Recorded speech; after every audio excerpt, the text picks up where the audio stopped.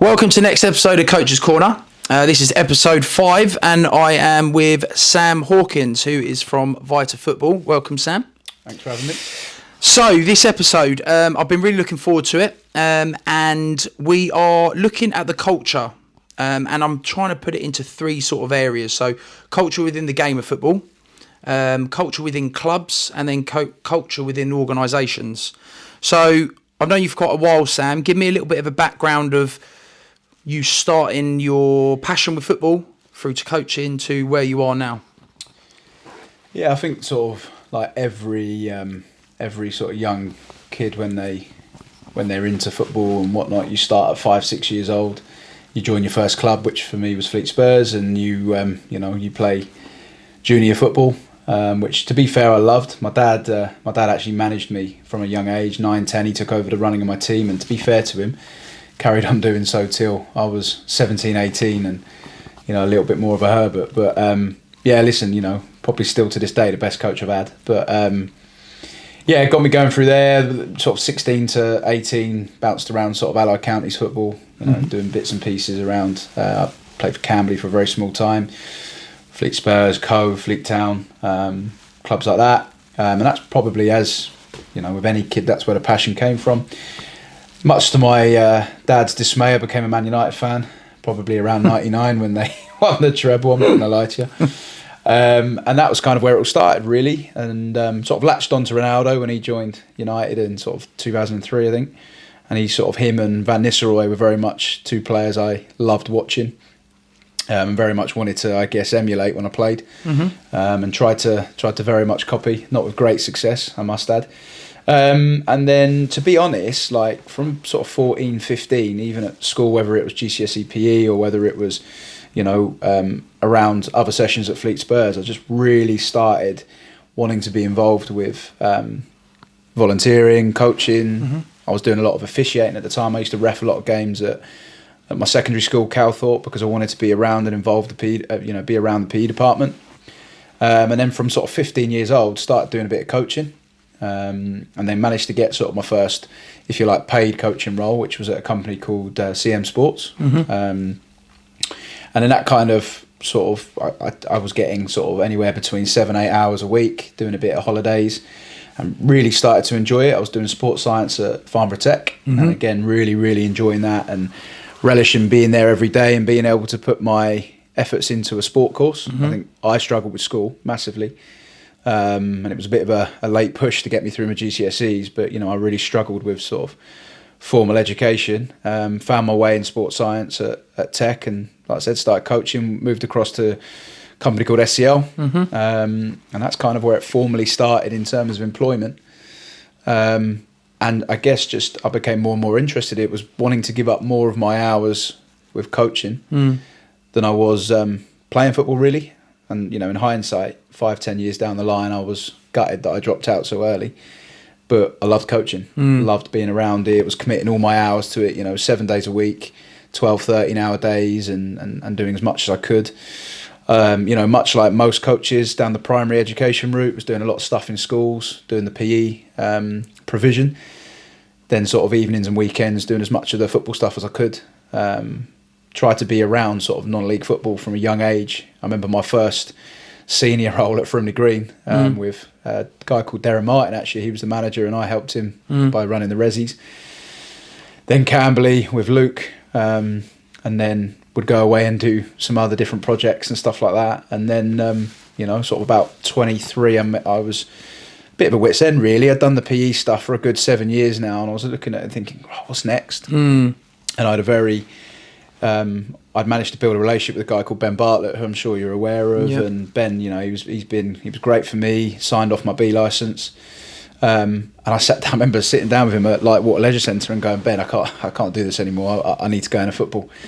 And we sat, and he came up with a few suggestions. To which point there was a role going at Southampton, which was like a placement role, whilst also studying a degree. And then that took me to Saints, and within the season, I'd earned myself a permanent role at the club, and spent 3.5 years there. And then sort of throughout the COVID times, decided that I wanted to pivot more towards sort of older end, young people in terms of teenagers and try and work 16 up for a bit, because I'd worked sort of 9 to 14 at Saints. I wanted to pivot towards older kids, sort of 14 plus, 15, 16 and beyond. So yeah, went into college education and started working for Pulse, local college provider around the corner. To which point I spent 3.5 years there, and now we are where we are, where I have worked for the last 2.5 seasons at Aldershot Town, which, like I said, has been a great part of my journey. I've worked there a couple of times now, so it's nice to sort of be back. But it's very much been a commitment from day one that I've loved, and a passion, and it's been nice for me to see a bit of a progression route in terms of the age groups, I guess, as well. Okay. I've just literally thought off the top of my head, because I think my first experience of hearing your name or knowing you was there was a particular team that you'd done at Curly Park, I think, that you had for quite a while, wasn't it? Because I was working at Connaught Junior School as like the PE coordinator, and I remember it was like Kai Hobbs and I think Alex Ravenhill, people like that. We had Ali in there, So Jimmy, that group, and I just remember, because I know their parents quite well, and that's when I first heard of your name. But that you were with them quite a while, weren't you? Like through there. I always was doing football. So whether I was working in primary education at the time, I was always doing football evenings and weekends. And I started working with that Curly Park team. I think they were under 10s. Yeah.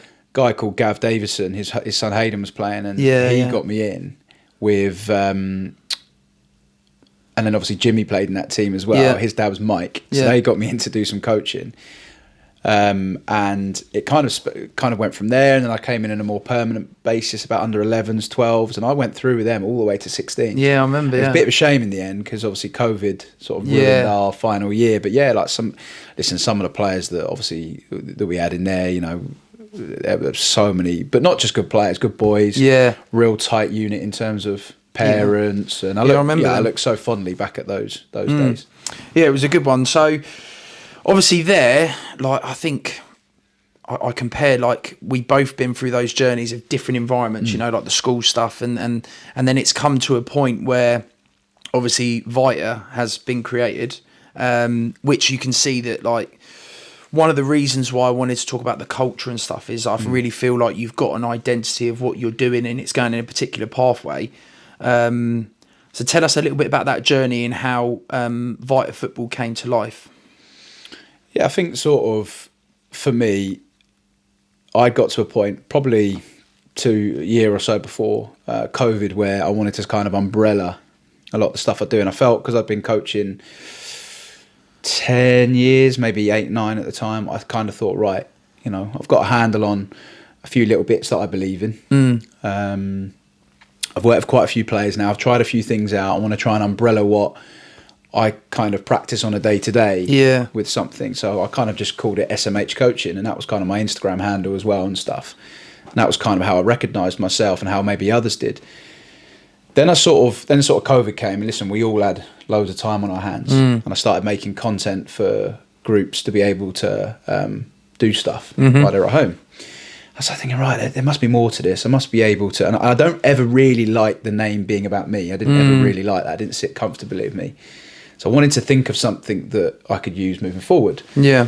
Now, again, through experience I'd had and clubs I'd worked at, I was so lucky to be exposed to the sort of holistic practices going on and trying to develop the whole player, if you like. And I sat there thinking about different names and stuff and identities I could take on for my stuff, and came up with loads. Like one of the first ones I think was Play Away. And then someone nudged me and said, that sounds like you're sort of cheating on your missus at the weekend. You're playing away. So I was like, yeah, it's probably not again. But again, it made absolute sense to me. Yeah. Play away, like a pathway. About the player. So anyway, it was one of those sort of nights where I did a bit of research and looked at different words that meant something to me, and came up with life, and sort of looked at what that means across sort of things like Latin and stuff, and it come back as Vita. And I sat there and I thought, that's perfect, because ultimately what I am trying to do and what we stand for is trying to develop the lives of young people in football. Simple as that. 100%. And that's kind of where it came from. Yeah. I mean, and then around that sort of, it's like, I think it's sort of captivated quite a few people. And I mean, you're already building up like quite a big network. What is it that makes it sort of unique? I think just to go back one step, I think that I recognised personally, like looking around the area, and Curly Park and that team teaching me a lot, was that I didn't think there was loads for teenagers to do. Yeah. I spent a load of time in the council before Christmas locally, before COVID, sort of local to me in Fleet and Hart. I even met with the local councillor because there's just such little provision for older teenagers, whereas there's loads of parks and junior academies and programs for young kids to do, but what is there for older teenagers? So it kind of started from that. Then the lack of provision then for the sort of in-betweeners of like 13, 14, 15, 16. There's college programs and there's junior stuff, but then what happens in between? And then those that don't go on college programs or aren't in clubs that can support them, who's supporting them? So it kind of went, that was kind of the big driving force behind why I set it up, if you like, to make sure that those kids aren't getting missed, are also supported, which is then what I guess formed what has become what you see now. Does that make sense? Yeah, it does. Yeah, and I think it's what a lot of people would say is like, you've got these people that maybe join a club or join a program and then they're occupied, and then some people might make the excuse of something like, oh, you know, they've got other interests and stuff like that. But I think some of those kids actually do they do need that support, and they do want to find themselves at that point. And I think the cheap excuse that most people say is just like, you know, they've got other intentions, or they like their social life a little bit more, which is, I think, like you said, I think a few of them do get lost in that space. So I think one of my things that I want to speak to you about is like a bit more about like not necessarily the culture, but what you actually provide within Vita, because that might open it up as well. So what is it that's... It's a good question. Yeah. Because, like, I'll be honest, like everyone asks me that, and a year or so ago I'd sit there and go, well, and then I became really comfortable with going, it kind of, about being a cop-out, means something different to everyone. So, you know, we have grip socks that we do, and some people just wear those. You know, we've got people I've never met that wear them, and that's brilliant. Yeah. Yet we've got people that are fully integrated into what we do. So to, I guess, give you an insight, it's like I said, it could be our product either, i.e. those. We have individual mentorship programs where I work one-to-one with players, which has become quite popular. Yeah. And you'd be surprised how many are reaching out, particularly in that sort of 15 to 18 bracket. Yeah. We have sort of group mentorship stuff whereby either that is me and a few others. The staff I work with, you know, Alfie and Jack, they get involved and support sort of the players as well, or whether that be players themselves. So what's been really nice recently is the 18, 19-year-olds, the lads who are slightly higher end now, coming back to mentor slightly younger players, be it on or off the pitch. That's been really nice. So the sort of the group mentorship. Activism type stuff. So we've just sort of started linking with a company called Pioneer, who are very much based around the principles of sustainable clothing and materials and, you know, minimal wastage and all that sort of stuff. And that's been a really exciting project. Yeah. And again, all of our lads have been able to integrate with that. Yeah. We do, what else do? We do sessions. So we do like every Sunday, we do a finishing session. For me, I was a striker myself, and I felt that if, you know, we didn't work on finishing in training, if we just played a match, I might only get 3 or 4, you know, shots on goal. So, and I also notice it as a bit of a reflection of coaching programs these days, is we give sort of goalkeepers dedicated hours and stuff to do repetition and rehearsals. But I felt forwards weren't going that, so we started that. So we do different sessions in and around sort of finishing, which goalkeepers in turn tend to come down to as well, and they get you know, peppered for an hour.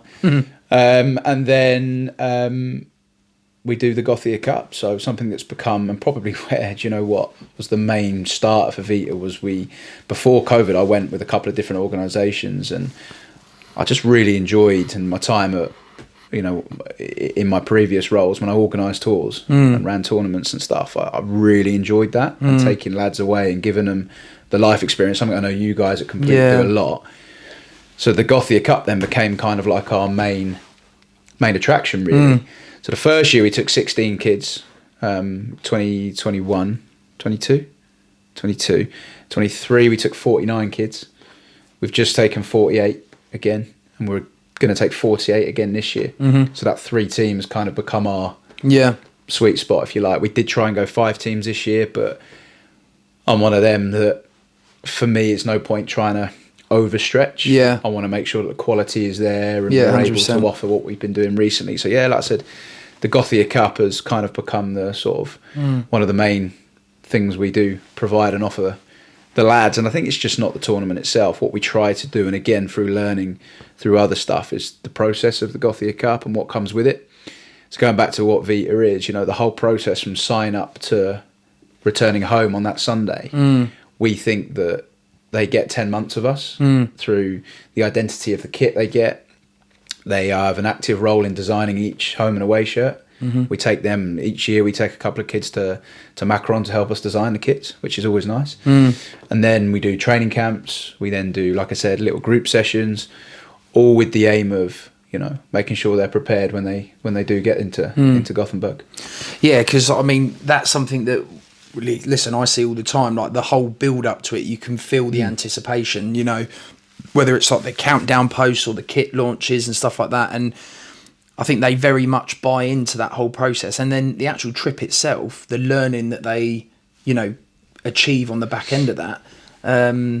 But I actually think, like what you said, the whole process of what they go through to get to that point, it's just one big build up. It's like hitting the 1st of December and knowing that on the 25th it's going to be Christmas, but you're looking at every day and everything's being planned up for it. But obviously they do it throughout the whole year. So that's something that I think is massive part of culture, that what you've created. I'm, like I said to you before, I'm looking at this from an organisation or a business like what we are, and then obviously from a club's point of view. So there's many clubs from grassroots all the way through to the top sides. Do you feel like that is? Do you think that care that you're showing for your program, my care for my program, is being put within all the clubs, or not enough, or do you know what I mean? It's a difficult one, because I guess I work in two channels. I work in the sort of more privatised industry like ours, and then I do work in a club environment. And I think my experience, particularly through working with a lot of lads, both in the professional and grassroots game, is that firstly it's hard. It's hard with resource to be able to continuously support all the lads all the time, or all the girls all the time, whatever program you're working in. So I recognise that there's a shortfall. But it's a shortfall that doesn't seem to be changing. And I think going back to the reasons behind Vita, is I wanted to create a social network. And we have, listen, I'm not going to stand here and say I've got 1,000 players. I don't. We have around 100 players that have been around Vita at some point from 2 or 3 years ago, from when they were maybe 13, 14, to maybe being 16, 17, 18, whatever now. And the social network part is really important to me, because if the support isn't there always, and we're not always able to be there, I wanted to try and shift culture a little bit around peer-to-peer support, and how the social network at Vita, and the same at Complete or wherever, you create that, it creates its own subculture, whereby those lads know they've got the support of one another. They can reach out to one another if they want an extra session. I see that a lot with your stuff. Boys will go and train with each other. I've seen it with the Vita lads, whereby I'm seeing it at step 5 and 6 now, even 4, where lads are helping each other out, like Jack at Ebbsfleet and Dan and those guys. They're bringing in boys that are going to them and asking if they can come down and train. And there's now this nice stream of things working both ways, and Vita people trying to prop up other Vita people. That's what I always wanted. But then also the stuff off the pitch, where I do need a mate, I do need a shoulder. We're starting to create that little bit as well, and sort of like people just celebrating people, really. And I think, like, again, we have our own sort of closed WhatsApp group, which when you're involved in Vita, we invite you to join. And it's like literally a WhatsApp group with 70 or 80 people in it. And what was really nice is, obviously locally, the teams in the FA Youth Cup did really well, didn't they, this year, with like Camberley getting to the first round, we as Aldershot got to the first round. Badshot Lee got to the first round as well, and even so much as everyone who were playing, whether they lost in their first game or whether they got to the first round, there was just constant messages going in this feed, going, "Good luck tonight, boys." You know, make sure. And I turned round and where we played Leyton Orient, and I turned round, we just lost the game. In the stand, there's like 10, 15 Vita boys. And it blew me away a little bit. Yeah. Like, why would they come out all the way to it's brilliant, Orient? No, it's not just for me, listen, it's not for me at all. A lot of their mates were playing, and some of them are Vita, some weren't. But to turn around and see that was quality. I went to the Badshot League game and up in Bristol, and there was again just people had gone up and made the point of going to visit them. Does that make sense? Yeah. Like I said, it's that going back to that social network of and creating friends and mates that perhaps might not have happened before.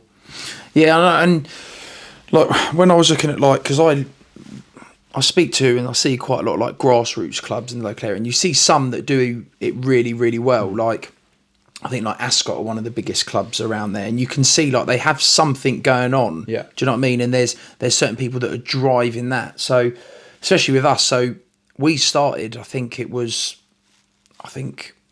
my first team that I started like managing through Complete FC, which was the club that we started off at under 13s. They would now be under 19s, so 6 years ago.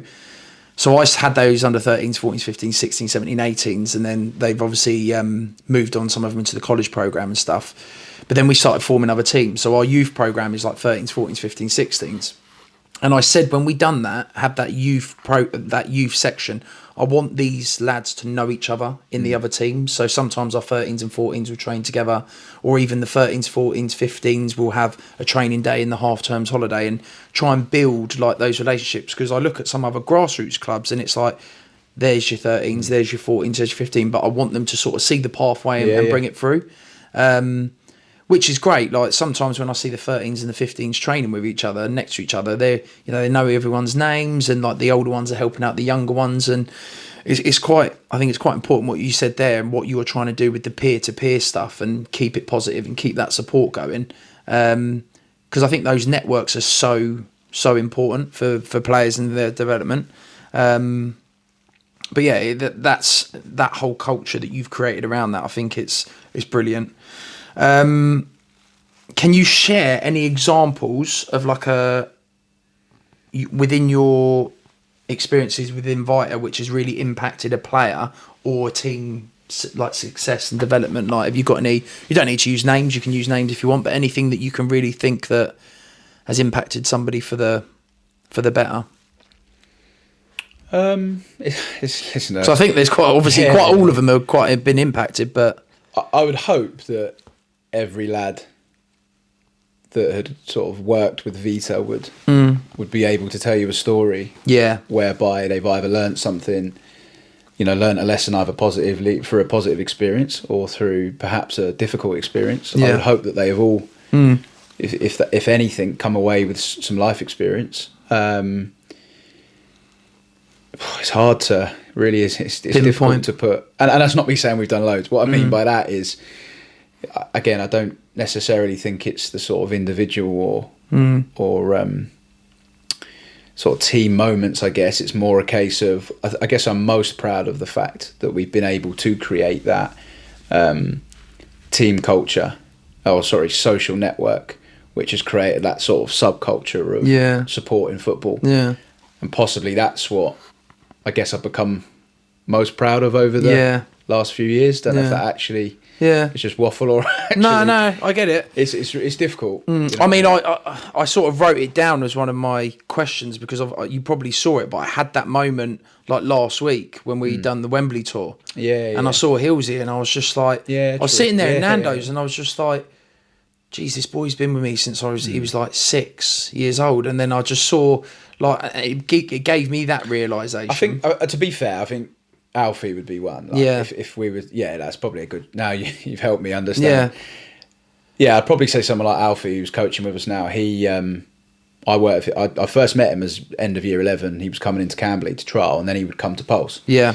Spent a couple of years with him. He had not always the easiest start to college life and Camberley life, because he was maybe not getting played, slightly late maturing and stuff like that in terms of his physicality and bits and pieces like that. So just trying to help guide him through a tricky phase of his footballing journey.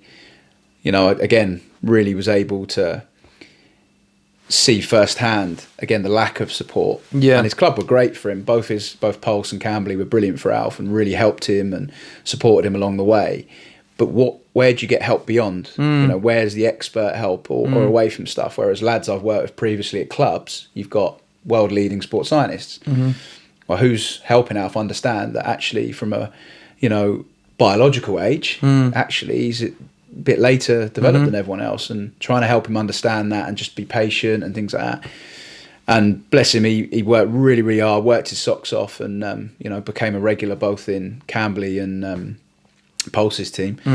And then I guess it was the end of his second college year where I sort of said, do you want to come to Gothia? And he came to Gothia, and yeah, he's a social kid, Alf, but he really started to show me signs that he could be a coach or that he could, you know, be part of the Vita team, if you like, as a sort of staff member, if you like. And that came out in Gothia, and after that I sat down with him. I think it was, we got back on the Sunday. I think I had breakfast with him on the Monday and said, I'm going to offer you a job. He came in and listen, the kid went from strength to strength. He did his level 1, I think, within the first few months, and got on his UEFA C, which he's doing, I think, right now. And just kept committing to the coaching process and the process of being around it, but also his full involvement into Vita and building a real interest around it. Because I think he'd be the first to say he didn't really know where or what he was going to do post Pulse, if you like. And sort of to piggyback on that, a lad, one of my best mates, Jack, who you know, like I said, a really good friend of mine, he's got involved with what he does and how he supports Vita. And between the three of us, we've now created a nice friendship between the three of us, which, again, like you said, when you actually strip it down and sit back, you go, it's actually really nice that a lad that you've worked with from a playing and coaching aspect has come through and shown an interest and a passion both in coaching but also in Vita and the network that's been created, to which point he's now just as passionate and wants to share the message as much as I do. Does that make sense? Yeah. So that's probably one, you know, sort of isolated. Yeah, I mean, yeah, you see all the stuff that you see Alfie all over the socials and stuff like that. Like he looks like he's fully invested in it, and obviously creating some great stuff with you. And it's, I suppose, that mentorship that you've sort of given him. Like you said, he didn't know where he was going to go or what he was going to do. And I've had that same. I mean, I've had that same experience with Hilsey, where he was working for me, doing a lot of coaching with me and stuff like that. And he's gone into uni to do sports coaching and talent identification or talent development or something. And I was like, you're going to uni and then you're not coming back to work with me. I said, you go and find yourself. Like I said to him, my advice would be to go and see as many different cultures as possible. You know, go to Europe, go to America, try and get some experience from everywhere. And as soon as you come back, you're going to be an absolute monster. Like taking all of these little bits and creating your own profile, because you're only going to take so much from me, and then, you know, you take a little bit more from other people. But you must have loads of lads that, whether they're working on sport or not, that when you bump into them in the high street, want to say hello. Yeah, 100%. Yeah, I mean, it becomes a little bit frustrating sometimes. I mean, I'm walking through Camberley and it's like, Mr. Hatton, and I'm just like, oh, it's like an old PE teacher. Yeah, how you doing? But one of the things that we do, especially with the college program and stuff like that, is we always do this past v present game at the end, every year. So it brings back obviously all the learners that we've had previously playing the current lads and stuff like that, which is one of the things that I always said, that let's always run it, because just meeting up with them after, like we'll go down to the pub or something and have a drink, and you find out like what they're doing. Some of them have got girlfriends, wives, kids. Like I get messages sometimes from one of them that was like in our first ever year of running it, so he's like 27 or something like that now.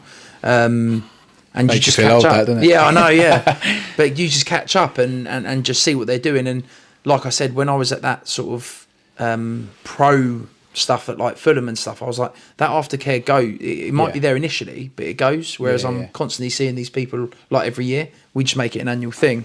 I think that social network stuff that I spoke about with Vita, that happens naturally, and I think a lot of people don't realise it's there, or perhaps harness it.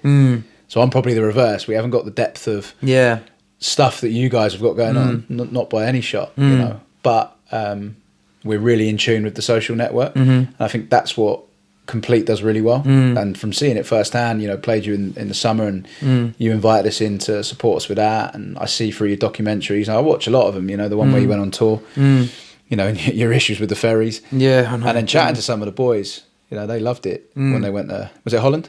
Yeah, it was Holland Cup, yeah. Because obviously we got Dan that was with us, obviously with you guys as well. So touch wood, that he's going to be good for next year. He's going to be good for you guys next year as well. Because he's. I mean, I was coaching with him today. He's running an after school club with me. Top off, and he had his Vita badge down there. I was like, I'm going to see Sam tonight, actually. But yeah, no, it's that's like I said, that's definitely building that environment really well. I've got quite a good little question here because it's based on like balancing football and like the business culture of it. How do you balance the competitive nature of football and creating like the culture that you've got? Do you know what I mean? It's you're involved at like Aldershot, you're involved with what you do, that competitive nature, but also trying to get hands on with that culture. Is that? Do you mean across? Yeah, I mean like or clubs. Yeah, across. I think probably across what you do with Vita. Yeah. So. I'm assuming some of the lads that might be within your network may be playing for the likes of Aldershot and stuff like that. Because I'm quite interested to see, obviously you do the mentorship, stuff like that. So base it around that, like the competitive nature of the game and how you sort of level them and stuff like that. I think in terms of competing locally, I've always said that we're not here to compete with anyone. We want to collaborate with as many people as we can. So if we can collaborate with Complete in any way, support your players, whatever, I'm all over that. Same with Pulse, Aldershot. I'm not there to take anyone's players. I've always said that, like, even if we ever did like regular weekly stuff, it would be in addition to. And I think that has opened a lot of people up. It's like when you first arrive on the scene, maybe perhaps the guard is up a little bit, but I'm not here to take over and try and compete with anyone. What I want to do is talk about the social network, is have everyone collaborating, because at the end of the day, surely we're here always to make a kid's life better. 100%. It's not about us. Yeah. And it took me a while to get over that, by the way. I remember my harrowing moment going back to Curly Park was Hampshire Cup final, under 14s, 15s. And I didn't play 2 kids. I walked home justifying it while I lifted my trophy, and I thought to myself, what am I doing?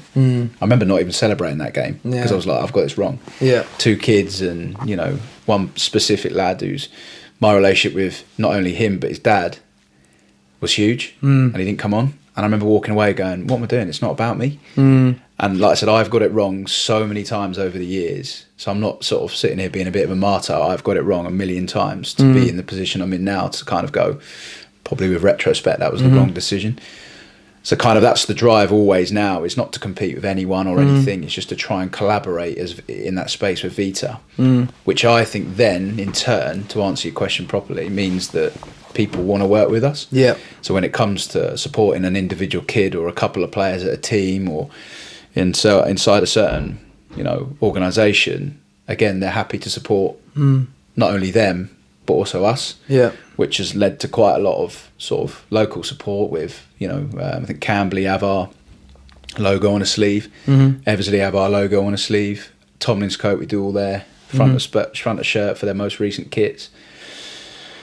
I'm sure there's a few others that have popped up, and Silesian, Gareth's been great there. We're going away in February, and he's put our put our logo on the front of his shirts as well. And again, if anything can come of Vita, it will be that hopefully people locally want to join in and do all those bits. And like I said, I can only speak really positively of people and that, because like I said, they haven't stood in the way. We're not trying to pull kids away. When we do mentorship with a lad that might be playing for you, for example, we're not there to undermine. We will ask questions and maybe dig a little bit and give them ways in which, if they're like, for example, not playing, guide them to strategies to be back playing, and that's always the way we try and, push it, is what strategies could you implement to get yourself back in the team, or to get yourself back from injury, or to develop your confidence, and all these sorts of bits and pieces. Again, with idea and purpose of not being to undermine or do anything to any other club, really. And I think that's just got to be in everyone's mindset, isn't it? I mean, sharing's caring was actually going to be like a slogan that I was going to be using for the coaches' corner, but I was like, no, it just sounds really weird. But it is like, do you know what I mean? Like the amount of stuff that I will try and make online, like little reels and stuff like that, and like training ideas and stuff like that. Someone said to me, well, why are you doing all that? Send out there. I was just like, because I've created something in my head which I've then executed on there. I said, if you've ever got something that you're really proud of, share it with people. 100%. Do you know what I mean? Like share everything. And I think like now, from a business and a club point of view, we've just got to, there's enough kids for everyone out there to 100%. Be working with. Do you know what I mean? Like just share and make sure that my environment might not be the best place for this one person. It might be, this environment might be best for you, but you've just got to have that open mindset. Like I think sometimes, like when I would have, let's say our under 13s, one player decided, I don't want to come to you, I want to go to somewhere else. I'm like thinking, I could give you a really good experience and really help you here, but you got to make your own decisions. But I think sometimes there's a lot of, and you've probably been around it a little bit. So especially with our like junior setup, 8s to 12s, a lot of our guys play for loads of local clubs, but they train with us like an hour and a half a week, play some friendly games and stuff like that, because we think it's good for them to be around that as well as obviously train with us. And then when they come into the youth setup, obviously we've got teams within there. But that, those links that we have with them is sort of quite encouraged with like what we say is good for their development. And I don't know, I think sometimes there's so many barriers. Like we might go and play another private academy, and it's very much like, quite standoffish. Do you know? And I'm just like, come on, like it's. Do you know what I mean? You know what? I want it to be a really close game because everything, they're going to get the most out of it, and we have all these barriers of, you see a 10-0 win at one, you know what I mean, and it's just like, oh, here we go. And we've had it before where we've been dominating a team quite a bit, and I'm just like, right, this isn't me being an idiot here, but I'll bring one of my players off or something, and then they're like, oh, why would you want to? Well, do you know what I mean? And it's just opening up that mindset of just you're doing a great job with your players. Hopefully I'm doing a great job with mine, and that's all that we really want. But some people are just very closed, which is what I need to, well, not what I need to, what I think a lot of people need to realise, that this is the culture of English football and we need to be a little bit more open-minded towards it. I think that's possibly the biggest issue, is the shut-offness, if that's even a word. Is just, like you said, it's my players, my team, I developed. And I think, we've all been there, but like when, a lot of it goes on, individuals or organisations celebrate a kid like signing at a club. And it's like all the work I did. And I'm like, no one player is ever responsible for one kid's success. And I always think that you proper steal the limelight of the incredible achievement a young boy or girl has or something they've achieved by making it into an academy, or by doing really well for a grassroots team at the weekend, or by joining a college program or gaining a scholarship in America. If it's not us, there's been so much behind the scenes that one individual's had to do. And now listen, you personally will have impacted a lot of local kids' lives and beyond. Some that live all over the world now, some that have kids, like you said, that will remember how you made them feel. They won't know or care what you taught them, really. They don't care about half spaces and scanning, do they? But they will remember how you made them feel. And I always try and go back to that. That's the stuff, the real crucial stuff that matters. And again, it took me ages to really realise that. For me to go, that's probably why we're all here. It's not to go, oh, little Jimmy, I did all this one-to-one work with him, or I coached him until he was 12 and got him in at this club, or clubs that are celebrating how they're beating academy sides and stuff. Like, realistically, it doesn't really matter. Because ultimately, my support is there for any lad or girl or whoever, or coach, who wants to be around the game and become a better human being, if I can help support that.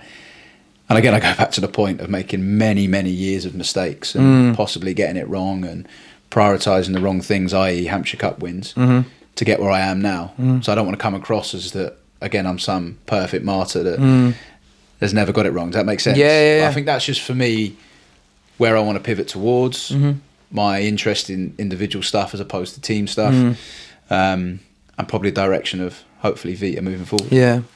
I tell you what I used to when I first really started out, and I was looking at, and I was having a look around at other like private academies and doing stuff, and it was like, so-and-so's been signed on at Arsenal, so-and-so's been signed on at Chelsea. I'm like, I'm going to need to get some of those. Like, we had a lad that was training with us probably about 2 months ago that signed at Southampton. He didn't put a post about it. Like, and like, even when sitting in here with the team, it was like, oh, they've just been signed. Should we like get it out there? Because obviously it will just attract. I was like, we don't need to. Your like, message attracts players enough, though. Yeah, you know that as well. And I think like I was back like when I first started, and it was with goalkeeping. I think about 5 or 6 goalkeepers that either went to Fulham, Arsenal, or Chelsea. Between there, firing in, and I was throwing it out on my socials, like, and then all of a sudden, we got. But I'm getting the wrong business here. Yeah. I'm then getting the parents that think, oh, we have to come to you because you're going to make my son or daughter get signed at an academy, and that's never going to be the case. I get messages all the time. The social media, if you was to look at it, the requests and stuff. Are you an academy? Are you an organisation? Can you represent me? Can you? And we're like, it's not what we do. It's not what we do. Like, we aren't that. Yeah. Because we aren't. Listen, there are lads that play professional football. There are lads that play Division 6 grassroots football. We support them all. Like, we genuinely support them all. Because again, we probably came away from that need to just focus, I guess, on the sort of elite game. Because let's be honest, if 99.9% aren't going to make it, it's quite a big amount of people that need support. 100% throughout their sort of journeys. Do you know what I mean? So, would you classify yourself? Now, I've just literally thought about this. I think you're a culture coach. Culture club. No, culture club, culture coach. But if you, let's just say that Vita is no longer, or you put that on the side, and let's just say the local club, let's just call them Blue FC, have said, like, can you come in and change the culture? What was the first thing that you would do? Oh, that's a big question. Yeah, but I'm just, it's not even written on here, but I'm just thinking, like, it's a good question. It's a great question. I just think, like, you've made an impact in what you're doing, what you're passionate about, but let's just say that somebody from so-and-so FC is watching this and thinking, do you know what, I think we need to focus on building a culture here. What's the first thing you would do? I think personally, I would listen. Yeah. Because everything I've learned and seen about a culture has come from firstly being around it. I think it's easy to criticise from the side. I think football is very much a culture of criticising from the outside, of Twitter and Instagram or whatever, or what people have said in regard to their perception of someone's culture. But you very rarely see genuinely what's going on. And I've been guilty of that a million times. So listening and seeing and fly on the wall stuff and really, really integrating yourself into something, that is going to teach you what the day-to-day is. That could take hours, weeks, months, whatever.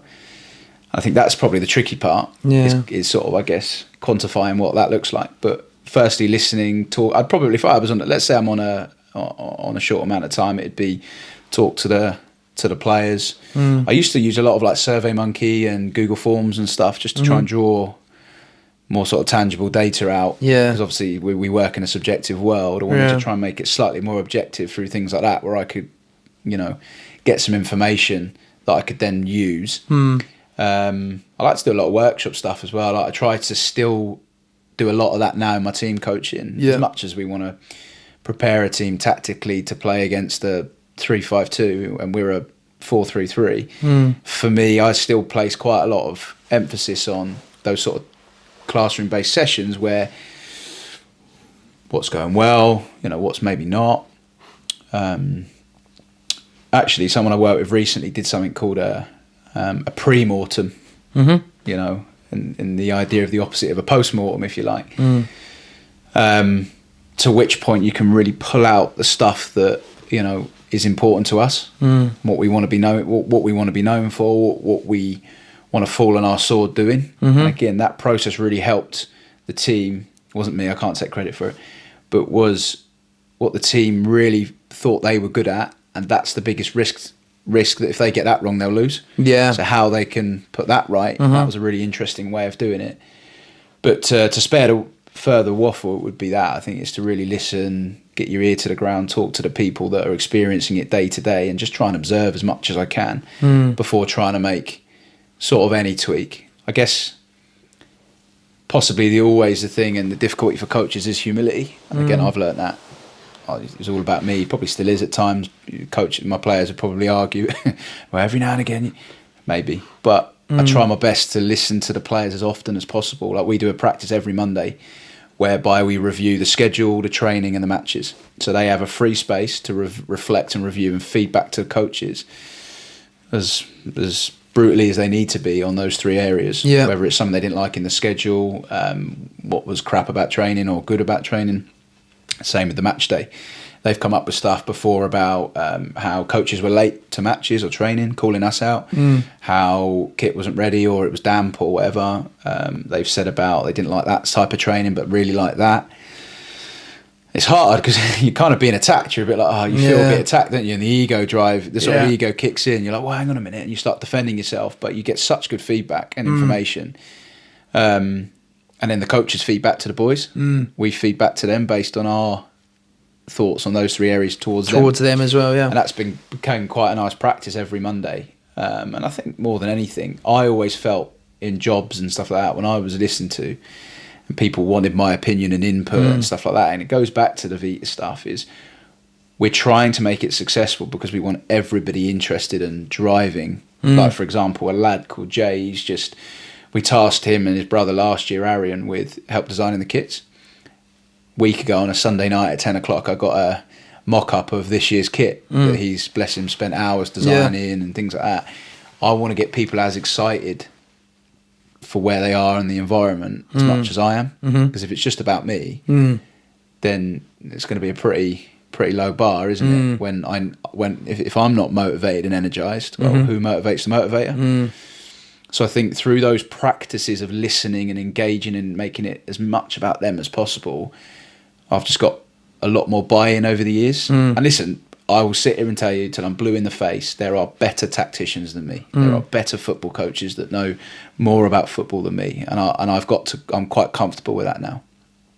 But what I'm really trying to pivot towards and learn is more and more and more about what they want, what the kids want. And people could say that, they need leadership and you need to tell them, but it's not my game. I think that's the way I'm really trying to take my coaching now, as much down the route as... It's easier, by the way, because I work with older kids. Yeah. It's harder when they're 9 and 6 and whatever, and you've got to be... you have to really be quite a character, don't you? But I think the older they get, the more... What's the word? Like... input they can have. They can drive, and can they drive the culture as opposed to me? Does that make sense? Yeah, definitely. Which is part of that mentorship that you're sort of sending over to them as well, I suppose. It's like care, like the All Black stuff about sweeping the sheds, i.e. the changing rooms. Again, I've never tried to hammer the kids about always doing this. If it needs to be said, I'll say it. Like I'm very clear on that. Like if the place is a pigsty, they'll get told the place is a pigsty. But again, can I create a culture whereby the last one out does go, oh, actually, we do need to pick that up? Or, do you know what the one thing... I always find it the same person all the time. Always. Do you know what I mean? But the one thing I always felt was such a really simple indicator on caring about your environment, it sounds so silly, is who tucks their chairs in and who doesn't. So if you're in a cafe next time and anyone watching, see who tucks their chairs in. It sounds so silly, but if they tuck their chair in, like it says to me straight away as an indicator that there's an awareness of their environment. Do you know what I do? And I think, because we have this conversation all the time, like, people, I said I don't like being called the boss. Do you know what I mean? I just call myself as a leader. So one way that I always try and do it to implement it is, I actually covered like an off-school club today. I was speaking to one of my coaches before, and he was like, the younger coaches, like, they said their hands are too cold to type laces or whatever, or they're like, oh, send them over to this one. So I went to do the off-school club today, and kids come up to me and do your laces. I was like, yeah, no problem. I must have done like 8 different pairs of laces, and the younger coaches are looking at me like, why are we not doing it like this? And I was just like, no, I'll do it. Yeah. Or I'll come into this office and I'll go and empty the bin. The first thing I'll do is I'll just start emptying the bins. And then they're all like, why is he emptying the bins? Why? That should really be... Do you know what I mean? Just putting it on the... But I do it all the time, like cones at the end of the session. I was like, lads, let's go collect up the cones, and I'm joining in with them all the time, picking up all the cones, putting the bibs away with them. And then there are some people that will go and do it, and then sometimes you get people that just go and sit straight off. But I suppose I try and implement that culture by just showing them that anyone can do it. It's not one of those that, you know, I'm expecting you guys to do it. You have to go and do it. I'm sort of like trying to lead by example by doing it. I think it's the modelling, isn't it, of behaviours to, if they, I can do that. You know, I think when they see, I was chatting to, you know, we were really lucky. The first team manager came in and spoke to the boys before their Leyton Orient game, and he picked out a particular academy member that's been around the first team and mentioned that how he's the one that fills the bottles up. And we kind of shared the story with the 18s and went, lads, like, he's in that space now and he's playing every week in the first team, yet he's still filling the bottles up. Yeah. You know, he's not past that. He's not beyond those smaller jobs that do make a difference. And he's never asked. The first thing he does is he goes and deals with it. And that lad has had a very good youth career, playing at a very well-established academy. Now plays first team football in the National League, and he's under 20, 21 probably. Yeah. And he still feels that that's part of his role and what he is wanting to do. And there will have been somewhere along the line that came from. I hope that people will use his example and still think that, I'm not too, you know, but I'm not above that. I'm not too good to do that. And I think that modelling stuff, I think it goes back to your image though as well. So something complete is known in the community for being is how good like your representation is online. Your kits, I'm always messaging you, aren't I, when I see you in a blackout kit or a whiteout kit or what have you. And I'm always commenting and going like, you know, on how impressed the image of complete is. And I think that modelling stuff can look like the little micro moments, like flushing the toilets at the end of the day, which, you know, through working in holiday camps we're used to, and cleaning up all sorts of, you know, mess. But it's also how you present yourself. Big believer in that, and I know you're the type that you won't have a bag of mismatched balls. You'll have matching footballs. You'll have matching cones. Your bibs won't be a state. They'll be an half decent nick, and it's people. Oh, it's a bit OCD, and but they're for me all these little modelling bits that I think show you and your product and your culture. 100%. Yeah, I'm definitely on that. Just taking a bit of care and appreciation and value in everything. To be fair though, at the moment the bibs are looking pretty awful at the moment. The balls are looking great, but they're honking as well, the bibs. The amount of times I'm having to chuck them in the old tumble dryer and stuff at the minute. I've got 2 more questions with you. So looking back, is there anything that you would have done differently in establishing your culture with Vita? Any things that you might have tweaked in the process of where you are now with it? Yeah, I'd say, if I'm honest, and I'm still probably in this space now, is how much to really go for it. Because it's difficult, isn't it? Because it's something that's not as quantifiable as other stuff and other business. Where do you really make a living out of it? That's if I'm being brutally honest, because it is hard to quantify, and like I said, in regard to exactly what Vita do, because it means something different for everyone. You know, so perhaps it's that kind of fully go for it. And that's where I think we will go with it, to be fair. I think longer term, that's the route it will go. And like I said, with the pivot in my career where I want to go more individual based, I think that's where it will go. When I came out of a job last October, November time, I probably cruised a little bit between there and getting my most recent role, which I kind of knew was there for me in June, July. So I think because I knew that was there, I then didn't put maybe the real time and effort I could have done into pushing it to be sort of, I guess, my full-time role. Before that, I also when I look at the social media and imagery stuff that we have created, I wish I'd just done that sooner. I just wish we had really gone for it sooner and hadn't waited so long with those sort of little bits and pieces, because what we have got now is so tremendously strong and solid, particularly of, again, the work Jack has done to create it and get it to where it's got. But I wish we had gone as aggressively sooner both myself and Vita in general. Does that make sense? Yeah. That's probably my biggest regret in that space. To flip that, there's also some things we've committed to over the years. I'm sure with you have as well. Maybe that be sponsorship or a partnership or what have you, whereby you've committed in good faith, thinking it's going to be the right thing. You step back because you've gone quite early because you want to get the brand about, and actually it's not really reflected your values. Yeah, and it's kind of pushed you a little bit. Yeah, because I guess everyone will go, "Oh, any advertising is good advertising." I'm not the biggest believer in that. Yeah. You know, if someone's wearing your brand, you want it to be represented in a positive way. And I kind of always try and remind the kids that when we go to like Sweden and stuff, with respect, when you are out wearing that complete Pulse, Aldershot, Vita, whatever logo, it carries a lot of carries a lot of weight. And not saying big sphere, but in terms of your local community, you don't want to be the one that lets down all the other boys. Yeah, 100%. Do you know what I mean? Yeah. So yeah, probably be the thing would be not being more aggressive, quicker, and going for it, and taking that leap, and then perhaps some of the connections we've made over the years. Okay, and then obviously, what's next for you with the Vita Football in terms of like expanding, building up, and that? Have you got future plans and ideas that you are pushing? I mean, I know that I think whenever nowadays.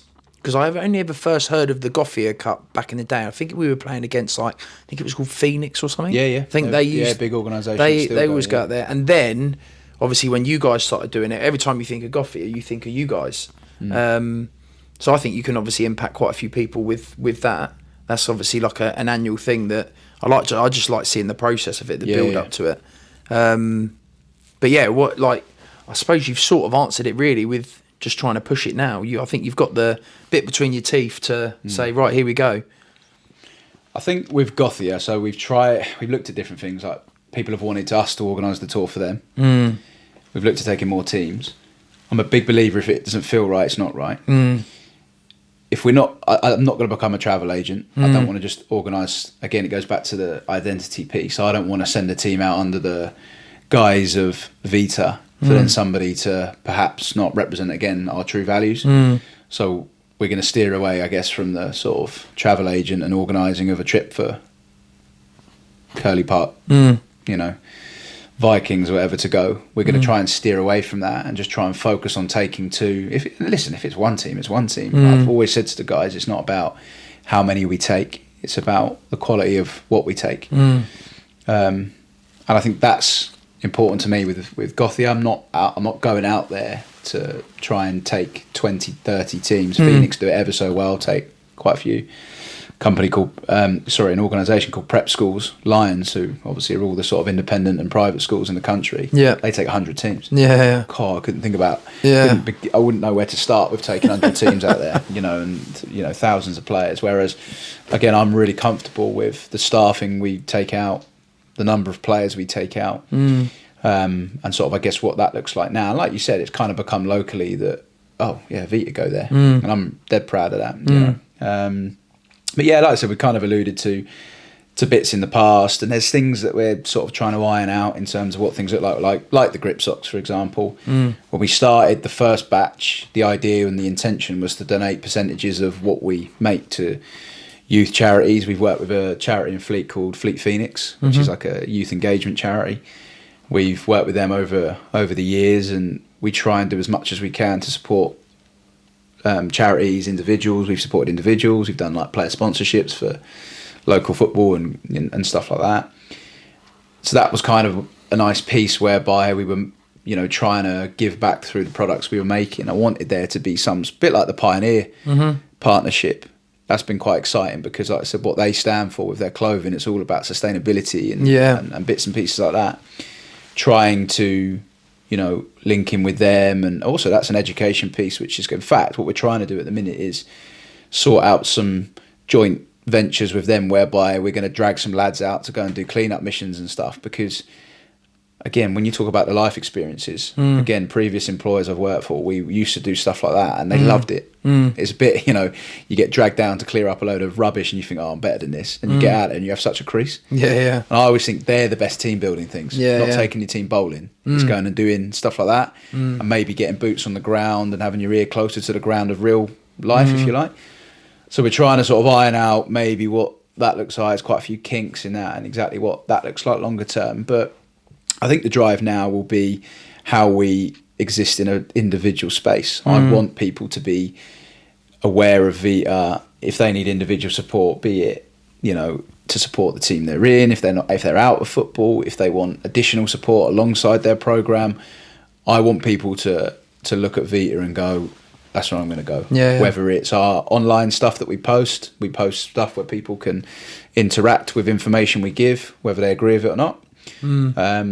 Or they can get in touch and they can have support through our coaches, through the peer-to-peer stuff. Just can join a WhatsApp group if they wish.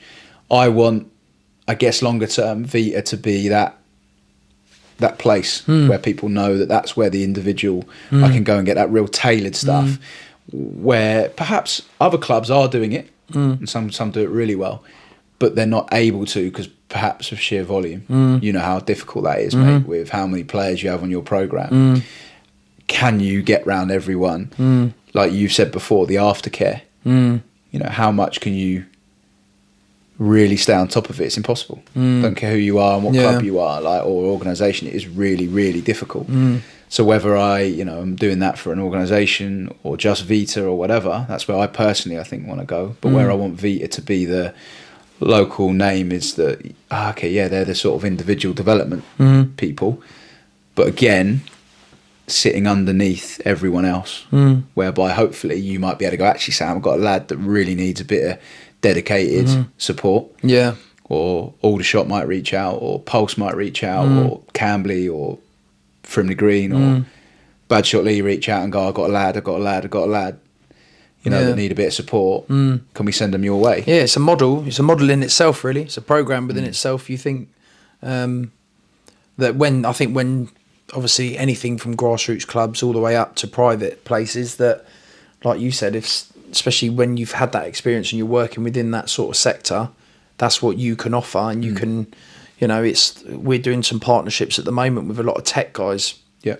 And, we're almost going to be powered by them. Do you know what I mean? And that's sort of the same sort of thing. Like, if I've got lads, a couple of other lads, I think after Dan obviously's was interested last year about coming on the tour, I've got a couple more lads that are like, I think I'm going to approach them. I was like, yeah, go. Yeah. Like, it's a great experience to get out there. And, I think that's where I sort of see you guys going as well, which will be good. The more you can affect, the better. So, coming into the last bit, mate, the leaderboard. I'm worried about this. Although, as long as I get better than 0. Well, there's 2 on 0 now. So, how it works, you got 3 lives. You don't need that. It's all about memory, really. So, all you got to do is pick one of these out. Whatever colour it is, you pick another one. If it's matching, that's 1 pick. If it's not matching, you lose a life. You got 3. So you got blue. Do you want me to hold it? So I need to find another blue. You have to find another blue. White. So you got to remember where it is. Okay. That's what you got. 2 lives left. So you know where blue and white are.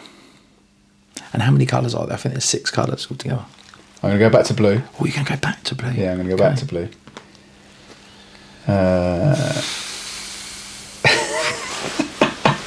See, I think that's a schoolboy. Right. I would have remembered where blue and white were. Yeah. Oh, gosh. Blue, white, green. I don't think there's no pattern here. Yeah, I'm just remembering where those ones were. Right. Oh, mate.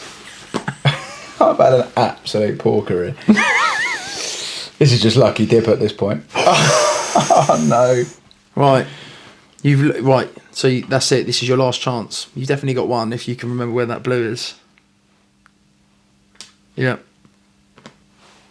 No. Oh. I was so confident. Is that one? Right.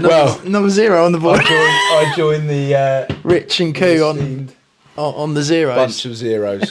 That was underwhelming from me, wasn't it? No, I appreciate that. Thanks for coming in, it's buddy. all, man. Thanks ever so much. Brilliant. For having me. Thank you. Appreciate it.